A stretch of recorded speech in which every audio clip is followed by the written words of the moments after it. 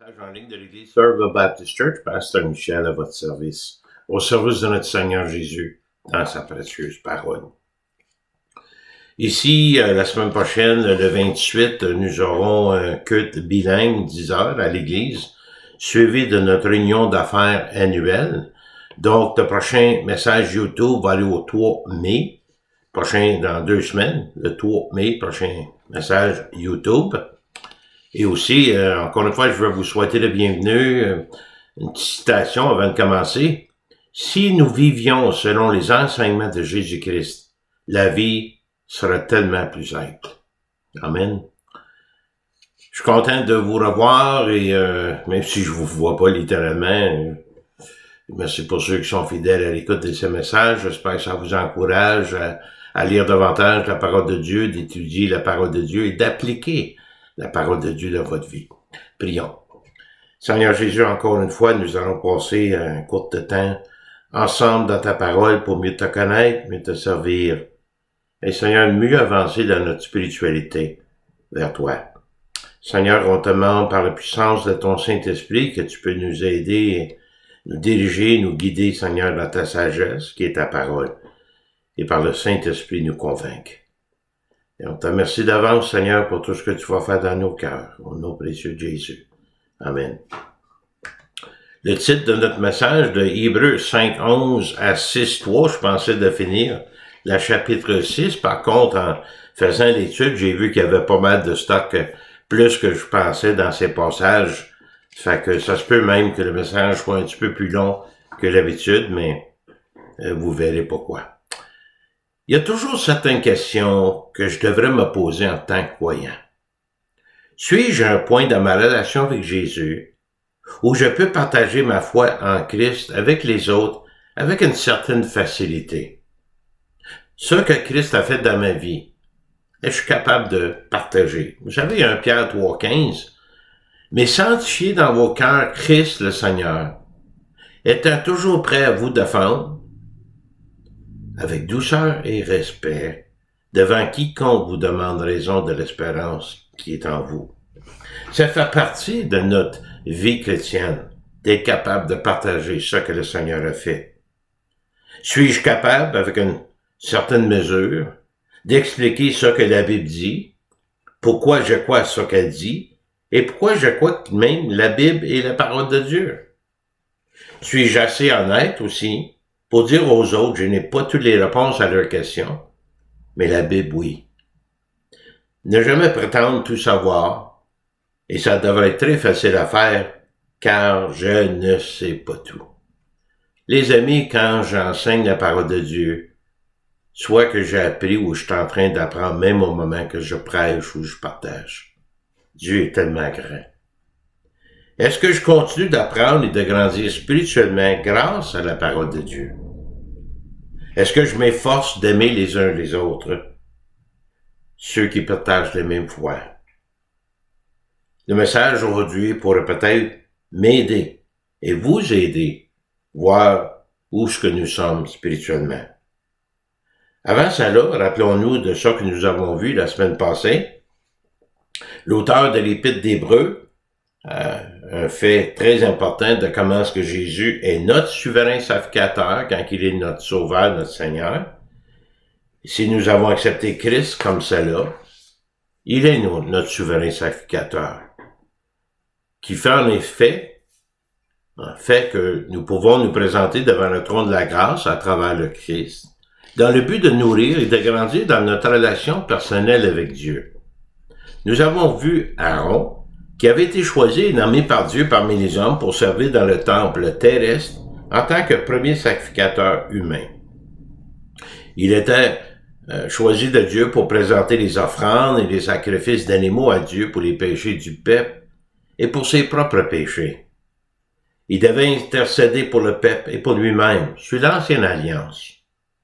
Et nous avons vu aussi à propos de Jésus, qui a été aussi choisi et désigné par Dieu parmi les hommes, pour servir par contre dans le temple céleste en tant que premier souverain sacrificateur divin et éternel. Jésus qui s'est offert lui-même pour le sacrifice parfait pour toute l'humanité, mettant aussi fin aux besoins des grands prêtres ou sacrificateurs humains. Aujourd'hui, tout le monde est invité à recevoir Christ, le souverain sacrificateur ultime et final, sous la nouvelle alliance en son sang. Notre premier point, notre seul point aujourd'hui, Hébreux 5.11 à 6.3, Jésus nous amène plus haut et plus loin. Mais il y a toujours un danger de l'immaturité spirituelle. Après avoir expliqué que Christ était le grand souverain sacrificateur, selon l'ordre de Melchizedek, l'auteur explique autre chose, et il explique cela davantage dans 5.11. Nous avons beaucoup à dire là-dessus, l'effet qu'il est le souverain sacrificateur, et des choses difficiles à expliquer, parce que vous êtes devenus lents à comprendre. Il y avait beaucoup d'autres choses à leur expliquer, à leur dire, et on sait que certaines vérités bibliques et doctrinales sont un peu plus compliquées, et parfois plus difficiles à expliquer. Mais nous avons en Christ la capacité de connaître tout ce qui concerne Dieu, avec certaines réservations, ce que Dieu veut garder secret, mais nous désirons vraiment comprendre, Dieu peut nous révéler la vérité, pour nous aider aussi à comprendre. Regardez dans Jérémie 33.3, le Seigneur dit, invoque-moi, et je te répondrai. Je t'annoncerai de grandes choses, des choses cachées que tu ne connais pas. L'exemple, l'Évangile, qui était autrefois un mystère, a maintenant été révélé à l'humanité à travers le Christ. Dieu nous a donné sa parole et le Saint-Esprit. Dieu a toujours désiré se révéler aux hommes pour faire avancer son peuple au-delà du salut, vers des niveaux de connaissances toujours plus hauts et plus loin. Une croissance spirituelle en Christ. Nous avons beaucoup à dire là-dessus. Ici, l'auteur hébreu aborde une question très importante. Il semblait y avoir un certain relâchement concernant la foi de certains croyants, des croyants juifs.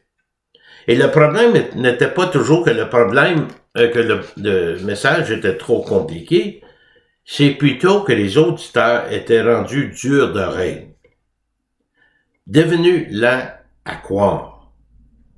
Quand on dit dur d'oreille, devenu lent à croire, c'est pas parce qu'ils n'entendaient pas, c'est pas un problème d'oreille physique, mais un problème de cœur qui n'est pas à l'écoute. Peut-être ces personnes n'étaient pas vraiment intéressées par ce que Dieu avait à dire, se contentant de ce qu'ils savaient déjà, et déjà assez bon d'espérer de l'eau chaude, j'ai pas besoin de faire d'autres choses, comprendre d'autres choses. Mais ceci expose un véritable problème pour chaque croyant. De perdre le désir d'entendre et d'apprendre la parole de Dieu afin de grandir dans la foi, sans chercher à approfondir leur connaissance de Dieu et sa parole. Mais éventuellement, leur relation avec Dieu sera affectée de manière négative. Voilà le danger de l'immaturité spirituelle qu'on voit surtout avec une perte d'intérêt pour les vérités supérieures de Dieu. Tout croyant qui a cessé de croire spirituellement ne peut espérer être utile au Seigneur en tant que témoin fidèle et efficace. Vous, en effet, qui depuis longtemps devriez être des maîtres de la parole, vous avez encore besoin qu'on vous enseigne les premiers rudiments des oracles de Dieu, et vous en êtes venus à avoir besoin du lait et non de nourriture spirituelle.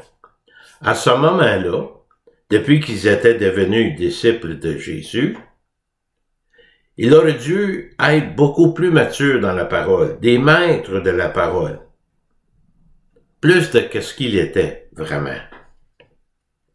Vous devriez être des maîtres, ce n'est pas nécessairement un rôle unique d'enseignant ou de tout savoir, c'est impossible, mais être capable de partager, expliquer la parole. Mais dans le sens où tout chrétien qui a appris des vérités bibliques devrait être capable d'aider les autres à comprendre la parole, les principes bibliques, en transmettant leurs connaissances aux autres. Quand je trouve des connaissances de la parole, j'ai hâte comme un trésor de le partager avec les autres. Des fois, il y en a qui trouvent des trésors, qui veulent les garder pour eux-mêmes, Mais la parole de Dieu, on veut le partager, on a découvert quelque chose. En fait, c'est ma motivation de partager la parole avec vous. Un fait, nous comprenons vraiment quelque chose après l'avoir effectivement enseigné à quelqu'un d'autre ou avoir transmis à quelqu'un d'autre. Être capable d'expliquer ça que nous avons appris est la dernière étape de l'apprentissage. À un moment donné, je sais la vérité, je comprends la vérité, mais je dois prendre cette vérité pour la transmettre à quelqu'un d'autre. Ici, l'auteur a dit, vous avez encore besoin qu'on vous enseigne les premiers rudiments des oracles de Dieu. Or, quiconque en est au lait n'a pas l'expérience de la parole de justice car il est un enfant. Les croyants, possiblement zélés autrefois, ont fini par oublier les bases de la foi en Christ, devenant incompétents dans la parole, même ignorants jusqu'à certains points. Ceux qui devraient être mûrs pour enseigner et transmettre la parole et les connaissances aux autres sont redevenus ou y ont resté un enfant en Christ. 1 Pierre 2,2 nous dit clairement, « Désirez comme des enfants nouveau-nés, le lait spirituel est pur, afin que par lui vous croissez pour le salut. » Ça prend le lait pour croître, puis ensuite manger de la viande, de la parole. En tant que nouveau-né, en tant que nouveau croyant en Christ, désirez le lait pur de la parole pour grandir. Rien de tel qu'un nouveau bébé en Christ. Un nouveau croyant qui vient d'accepter le Seigneur, qui désire devenir un chrétien mature. Cela doit être le but ultime de tous les croyants, mais pas de rester là, mais de jamais cesser de vouloir apprendre et comprendre. Si quelqu'un ne grandit pas dans la parole, soit qu'il est stagnant dans son progrès spirituel, ou bien il s'éloigne lentement par rapport de la parole, et malheureusement, il s'éloigne un peu de Dieu aussi. Ça faisant du mal. Et en faisant mal aux autres qui se tournent vers eux pour obtenir des instructions de la parole, qui veulent profiter de votre expérience. Donc, ils sont incapables et non qualifiés pour comprendre, incapables et non qualifiés pour partager ou même d'enseigner aux autres. Le résultat inévitable, c'est de rétrograder dans sa foi, pour ensuite revenir à un état intérieur avant Christ, incapable de progresser, peu utile aux autres et surtout inutile pour Dieu. Dieu veut vous former. Il veut se servir de vous pour approcher d'autres. Vous savez, quand nous voyons nos petits-enfants prendre ses premiers pas, on voit aussi les chutes qu'ils font. Mais nous le voyons se développer et bientôt marcher tout seul. Car nous désirons voir le développement naturel de notre enfance vers l'âge adulte. On veut les garder petits, mais on veut qu'ils grandissent à des adultes responsables. C'est tout à fait naturel de voir les grandir jusqu'à l'âge adulte. Dieu désire et veut assurer la croissance dans la vie spirituelle d'un croyant tant que cela est toujours et qu'il ait toujours le désir de grandir et d'apprendre. Spirituellement, des croyants qui n'ont jamais appris pour marcher par eux-mêmes, sont toujours à quatre pattes, essayant d'arriver ou d'aller à quelque part, et cela peut se produire par manque de volonté et voire une paresse spirituelle. Loin d'où ce que le Seigneur veut qu'ils soient, loin d'atteindre leur plein potentiel en Christ, si je vais à nulle part spirituellement, je ne peux pas m'attendre qu'il y ait des gens qui voudront aller nulle part avec moi. Nous devons être d'abord des étudiants de la parole, ayant un désir sincère d'apprendre de plus en plus des vérités, afin d'être capable de partager et même enseigner davantage ce que nous avons appris, contents et heureux de partager, d'appliquer l'Évangile dans sa vie et de vivre pour Christ. Ça en fait partie. Certains croyants ne veulent pas être instruits, ils désirent plutôt et croient plutôt qu'ils peuvent enseigner, sans avoir, pensant qu'ils ont la capacité de le faire, mais sans avoir la capacité de le faire vraiment. sans avoir compris les vérités fondamentales elles-mêmes. Ce fut le cas des pharisiens et des sadduciens qui connaissaient pas Christ et connaissaient même pas Dieu. Comment pouvaient-ils enseigner davantage la parole de Dieu? Oui, ils ont fait des règlements. Ils disaient au monde qu'il fallait qu'ils suivent ces règlements-là. C'était côté religieux. Mais c'était fait avec des actes extérieurs et non de l'intérieur de la personne. C'était pas spirituel. 2 Timothée 1, 13, 14, regardez l'idée ici. Retiens dans la foi, Paul qui écrit à Timothée, un jeune pasteur, et dans la charité, qui est en Jésus-Christ, le modèle des saines paroles que tu as reçues de moi. Garde le bon dépôt par le Saint-Esprit qui habite en nous. Tenir bon, Timothée, dans la foi, dans la charité. Continue à croître dans tes connaissances de la parole, des vérités doctrinales, d'écouter et d'exposer à ces paroles saines. Ça qu'il a entendu de Paul, il pouvait se fier concernant le message de l'Évangile, la croissance spirituelle en Christ. Des paroles que Paul a données à Timothée se sont avérées vraies par l'expérience de Paul et plutôt par l'expérience de Timothée. C'est de transmettre la vérité, partager, confier la vérité aux générations futures. 2 Timothée 2, 1 et 2. Toi donc, mon enfant, fortifie-toi dans la grâce qui est en Jésus-Christ, en ce que tu as entendu de moi en présence de beaucoup de témoins. Confie-le à des hommes fidèles qui sont capables d'enseigner aussi à d'autres. Je vais vous donner une illustration. Quand j'étais jeune croyant, j'avais un désir, j'étais intéressé à pouvoir partager ma foi. Donc, j'ai suivi des cours sur ce qu'on appelle l'évangélisation explosive. Le cours était donné par un croyant expérimenté qui souhaitait transmettre ses connaissances et son expérience à d'autres croyants.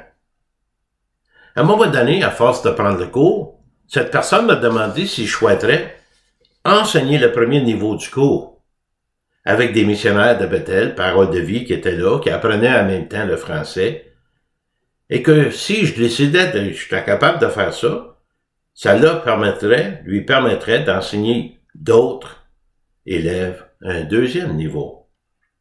Je me souviens encore des différentes parties du cours, je m'en sers encore aujourd'hui, mais ça, donc je me souviens le plus, c'était le désir et le zèle du professeur de former des disciples pour l'évangélisation.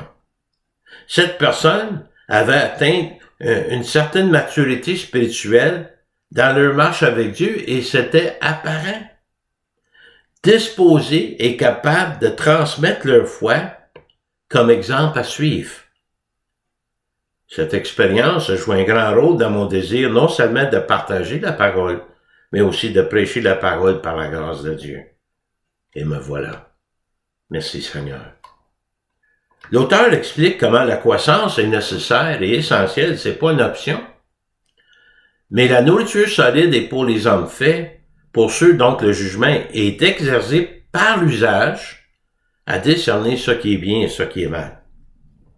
D'abord, la nourriture solide pour ceux qui ont progressé, qui ont avancé dans les connaissances de vérités fondamentales et les vérités aussi plus profondes de la parole de Dieu. Leur jugement exercé comment?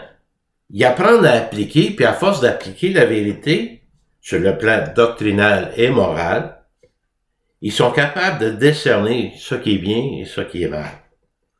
La croissance spirituelle se voit également à travers des changements de caractère. Donc, la façon que nous agissons et nous réagissons envers les autres. 1 Pierre 2, 1 et 2. On l'a vu tantôt, le 2. Rejetant donc toute malice, en toute ruse, la dissimulation, l'envie et toute médisance, désirez comme des enfants nouveau-nés le lait spirituel et pur, afin que par lui vous croissez pour le salut. Oui, vous changez les affaires, votre caractère, votre nature peut être changé par la parole, vous l'appliquez, et vous continuez à grandir. Colossiens 1, 21, 22. Et vous qui étiez autrefois étrangers et ennemis par vos pensées et par vos mauvaises œuvres, il vous a maintenant réconcilié par sa mort dans le corps de sa chair, pour vous faire paraître devant lui saint, irrépréhensible et sans reproche. En rejetant tout ce qui est mal, en exerçant tout ce qui est bon et honorable, selon la parole de Dieu, pour notre instruction, et donné pour changer notre vieille nature pour être semblable à Christ. Il y a une croissance à force de lire, à force de vouloir comprendre, à force de comprendre, à force de partager, à force d'appliquer la parole que le Seigneur m'a donnée. C'est là que ça change. La meilleure défense contre l'erreur doctrinale est de faire le mal moralement, être préoccupé par des choses célestes et divines, et de suivre la voie la meilleure et la plus saine. D'abord, exercer un désir fondamental qui souhaite s'accrocher à la parole de justice et les oracles de Dieu avec un cœur sincère de toute notre âme et de toutes nos forces mêmes. Oh, si tu aimes le Seigneur comme cela, tu vas aimer sa parole. Je vais vous expliquer, avant d'aller dans le verset 1, chapitre 6, le contexte. Pendant ce temps, des milliers de Juifs avaient professé le Christ comme sauveur, mais certains s'accrochaient encore à l'idée du royaume messianique terrestre, où sous le Messie, il gouvernerait le monde. Ces chrétiens juifs devenaient découragés. Ils s'accrochaient à ce qu'ils connaissaient de l'ancienne alliance.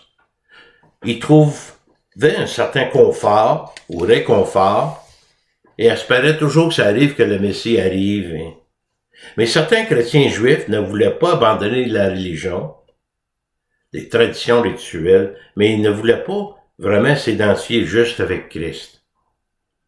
Ce qui a permis à certains juifs chrétiens de penser qu'ils pouvaient conserver les deux. Garder leur ancienne identité par les œuvres, qui étaient rendues mortes, pour ne pas être différents des autres juifs, qui n'avaient pas confessé Christ par eux-mêmes. C'est un peu comme un nouveau chrétien qui veut pas délaisser ses amis, il veut être comme eux encore, mais il veut être différent d'une autre façon, peut-être pas s'identifier clairement et publiquement pour Christ. De trouver refuge dans les choses qu'ils ont connues ou avant de venir à Christ. D'abord, pour éviter la persécution peut être une raison, ou de rester religieux et chrétien en même temps. Il ne sera pas le sujet, pour ne pas être le sujet de mépris du peuple. En agissant ainsi, et pour garder leur place dans le temple parce qu'ils ne voulaient pas être excommuniés pour autant. Même pour certains croyants aujourd'hui, ils peuvent parfois être tentés de retourner à une certaine religion, un certain système de croyance, de garder un pied dans la porte d'un certain connaissance qu'ils ont eu du passé avec Christ, et ça qui leur donne une certaine sécurité, mais c'est une fausse sécurité. Ceux qui veulent garder un profil bas en tant que croyants et peut-être penser qu'ils peuvent rester un chrétien silencieux. L'auteur mentionne ici les croyances que le peuple juif qui avait professé le Christ, mais aussi ceux qui n'avaient pas encore pris position pour le Seigneur. Et qui étaient encore attachés au rituel de l'Ancien Testament. Eux avaient encore besoin de passer de l'immaturité à la maturité en Christ. En s'identifiant au Christ, sous la nouvelle alliance, afin de connaître et de recevoir le salut par grâce, point. Et de grandir en Christ. En fait, c'est de quitter la religion pour aller à la foi seule. En assumant leur place en Christ et non dans les traditions religieuses, des rituels de l'Ancienne Alliance, pour en être libérés de l'esclavage religieux et se trouver dans la liberté de Christ. Ça, c'est l'idée des versets qui suivent. C'est soit d'avoir la foi en soi, par des devoirs religieux, des œuvres mortes, versus des bonnes œuvres pratiquées par gratitude avec la foi en Christ. La confiance en Christ. C'est pourquoi, laissant les éléments de la parole de Christ, tendons à ce qui est parfait, sans poser de nouveau le fondement de renoncement aux œuvres mortes. Laissant les éléments de la parole de Christ ne signifie pas d'abandonner ou d'oublier, mais de ne pas se contenter de rester là. Mais utiliser les bases comme un point de départ pour passer aux vérités plus profondes de la parole de Dieu. Il dit, allons vers la perfection. Nous savons que nous ne pouvons pas atteindre la perfection de ce côté-ci de l'éternité, mais nous pouvons et devons atteindre une certaine maturité spirituelle en Christ. Et l'appel d'y aller selon l'Évangile, plus loin, plus haut, c'est l'enseignement du Nouveau Testament, le salut de Christ par la foi. Autrement dit, il est en train de leur dire, contentez-vous pas de rester dans la pratique des enseignements de l'Ancien Testament sous l'Ancienne Alliance. Il devait passer aux enseignements du Nouveau Testament, donc l'Évangile de Christ. Il marque ici, sans poser de nouveau le fondement de renoncement, pour pas que tu sois heureux d'encore te renoncer, de te repentir de tes œuvres mortes, reste sur la fondation de Christ. Nous devons nous rappeler qu'Hébreu a été écrit spécifiquement pour les Juifs découragés, croyants, confrontés à certaines persécutions à cause de leur foi, qui songeaient d'abandonner leur foi en Christ. Ils voulaient revenir à l'ancienne méthode. Ne pas poser de nouveau des anciens fondements par des devoirs religieux dans l'Ancien Testament, comme si le Christ n'était pas venu. Bâtir sur le nouveau fondement en Christ une fois pour toutes. Quand on accepte le Christ, Paul il dit, on ne peut poser qu'un fondement, une fondation, c'est le Christ qui doit être posé une fois. On n'est pas censé de revenir encore le fondement de Christ, le fondement des œuvres mortes, on revient et on fait un autre fondement. Les croyants construisent sur le fondement de Christ. On n'a pas besoin d'autres fondements d'abord. On n'a pas à toujours refaire le fondement de la foi. Le fondement, c'est notre foi en Christ. C'est Christ la fondation. Afin de donner, eux autres, ils faisaient une autre fondation avec les œuvres mortes, pour donner l'impression qu'ils pouvaient observer la loi parce qu'ils étaient encore aux prises avec le judaïsme. Ils n'avaient pas été libérés vraiment par le Christ, par leur foi. Leur attitude de doute était la preuve vivante que leur homme intérieur était toujours mort. Ou peut-être ayant juste un peu de vie. Les œuvres accomplies par l'apparence extérieure ne pouvaient produire qu'une repentance superficielle. À travers les œuvres mortes, il fallait se repentir encore une fois de leurs œuvres mortes et venir aux œuvres en Christ. Pour les croyants en Christ sous la Nouvelle Alliance, c'est placer une foi totale en Christ seul, en son expiation pour leurs péchés, et la foi en Dieu à travers de son Fils. Ça qui produit une véritable repentance par la foi, et on bâtit sur le fondement qui est le Christ. On n'en veut pas d'autres fondements. Il y a quelques exemples des pratiques de l'Ancien Testament comparées à des choses qui ont été introduites dans le Nouveau Testament avec Christ. D'abord, Hébreux 2 et 3, de la foi en Dieu, de la doctrine des baptêmes, de l'imposition des mains, de la résurrection des morts et du jugement éternel. Ce que nous ferons si Dieu le permet. On ne veut pas poser un autre fondement que Dieu va nous permettre de grandir et de changer notre direction, notre croissance. D'abord, la doctrine des baptêmes, l'Ancien Testament, le Nouveau Testament, avant Christ, après Christ. Le mot baptême utilisé dans l'Ancien Testament signifie littéralement lavage cérémonial. Ce n'est pas le même mot qu'utilisent les croyants dans le Nouveau Testament. Cela était censé être un signe extérieur d'une purification. Mais ça ne pouvait que produire un nettoyage physique et non spirituel. C'était pas quelque chose qui pouvait changer l'être intérieur. Ça pouvait peut-être encourager les cœurs à changer, et ainsi de suite, mais pour les croyants en Christ, sous la Nouvelle Alliance, je le répète, le mot baptême signifie d'être submergé totalement sous l'eau, et cela est fait pour représenter un lavage intérieur qu'il a eu lors de la conversion à Christ, comme symbole de l'âme qui a été régénérée par le Christ. Donc on s'identifie publiquement, on donne notre témoignage publiquement lors d'un baptême, et ça signifie la purification spirituelle que Christ a fait avec et en moi. Ensuite, on parle de la doctrine de l'imposition des mains. Lors de la présentation d'un sacrifice pour le péché, la personne imposait ses mains ou sa main sur l'animal sacrificiel pour s'associer avec le sacrifice. C'était un geste physique, et on sait qu'en faisant ça, même en sacrifiant l'animal, il ne pouvait pas éliminer le péché comme tel. C'était une couverture temporaire, mais pas permanente. Pour les croyants en Christ, au début du ministère de l'Évangile, il y a un exemple au moment où ce que Paul imposait les mains à Timothée, et ça qui était un signe qui s'associait d'abord avec Timothée, mais aussi pour démontrer que Timothée avait été appelé au ministère. Certains moments, au début de la vie de l'Église, quand Paul imposa les mains aux gentils, il reçurent le Saint-Esprit. Une application utilisée principalement au début de l'Église. Il y en a qui croient qu'imposer les mains, il arrive des choses spéciales, on s'associe avec la personne, mais attention, c'est vu comme un geste de camaraderie et de fraternité. S'identifier avec une autre personne, il faut le faire avec prudence. Regardez 1 Timothée 5,22. N'impose les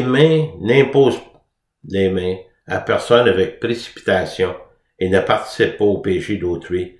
Toi-même, conserve-toi pur. Sois pas vite à t'associer avec quelqu'un parce que, en effet, tu vas être associé avec le péché. Et juste un petit peu plus loin, dans le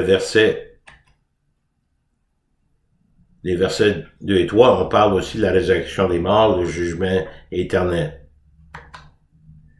L'application de tout ça, est-ce que nous portons encore des bagages provenant d'un système religieux que nous connaissions et auquel nous appartenions auparavant? Est-ce que cela me fait encore douter de certaines vérités de la parole de Dieu? Est-ce que cela m'empêche de faire pleinement confiance à l'expiation du Christ pour mes péchés?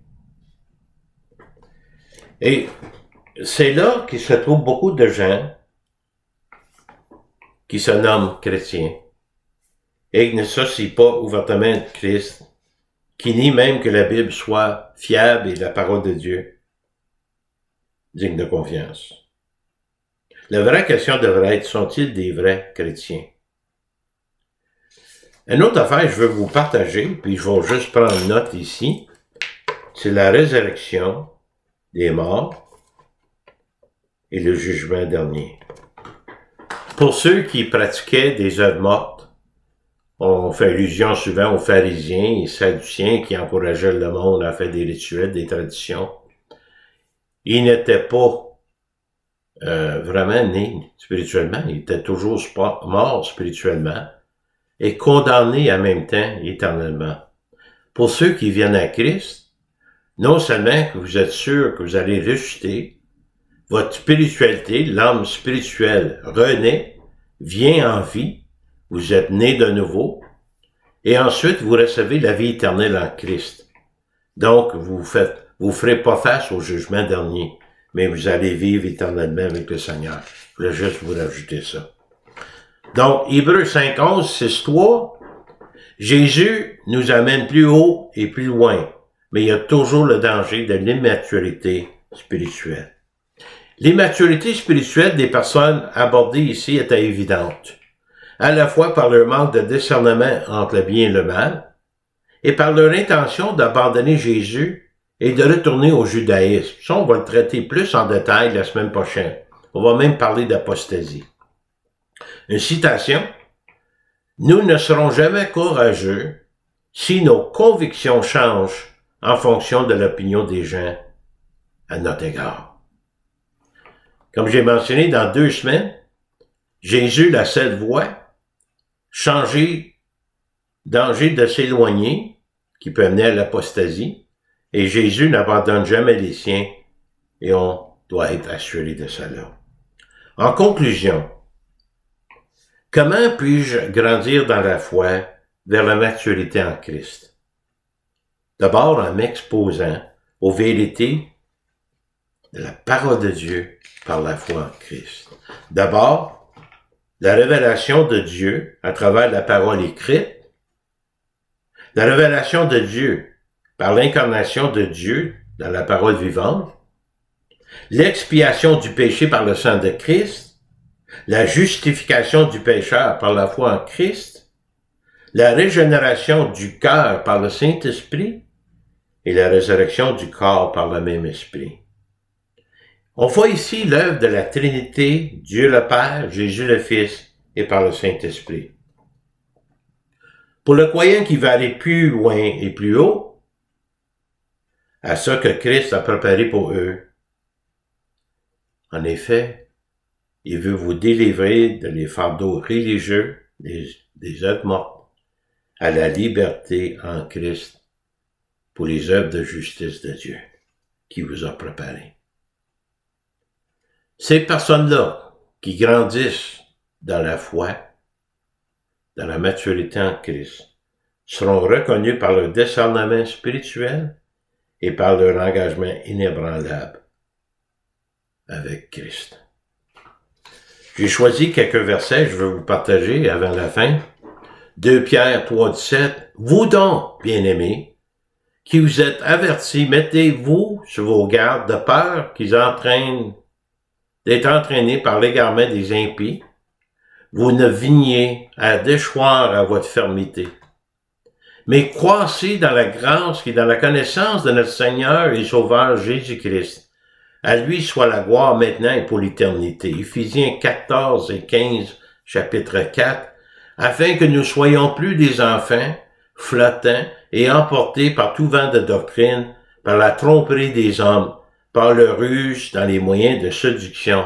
Et notre ennemi Satan, rajoutons, mais que, professant la vérité dans la charité, connaître la vérité, l'appliquer par la charité que vous avez les uns les autres, nous croissions à tous égards en celui qui est le chef, Christ. Mon ami, remettez-vous au Seigneur et regardez par vous-même où est-ce que vous êtes rendu spirituellement. On a besoin de chrétiens qui sont mûrs, on a besoin de chrétiens qui sont prêts à passer la vérité à la prochaine génération. Et on a besoin de prier pour ça. Prions. Bien, Seigneur Jésus, merci pour toute la vérité que nous trouvons dans ces versets. Adressés aux Juifs, mais aussi à nous. De ne pas se refroidir dans notre vigueur de la parole. De mettre de côté, Seigneur, notre liberté en toi et de retourner à l'esclavage de la religion. Seigneur, je te remercie pour ta parole. Et ta parole ne te revient jamais sans avoir fait son effet. Et Seigneur, je prie pour ceux qui ne te connaissent pas que par la conviction du Saint-Esprit, qu'ils puissent découvrir leurs besoins au niveau spirituel. Pour ensuite entrer dans la famille de Dieu, d'être un enfant de Dieu, et savoir où se trouve leur destination pour l'éternité. Je demande de bénir ceux qui sont à l'écoute, Seigneur, les guider. Merci de les aimer, Seigneur, de nous aimer chacun de nous. Et nous te remercions, nous te glorifions au nom précieux de Jésus. Amen. Vous pouvez me contacter ici à l'église Somerville Baptist Church, 819-889-2819. Si vous avez des questions, des commentaires, des réponses, des critiques, requêtes de prière, contactez-moi à mon courriel mihoule@netrevolution.com. Que le Seigneur vous bénisse. Prochain message dans 2 semaines. Merci de votre fidélité d'écoute. Que le Seigneur vous bénisse, qu'il vous garde. Et à la prochaine fois, mes amis.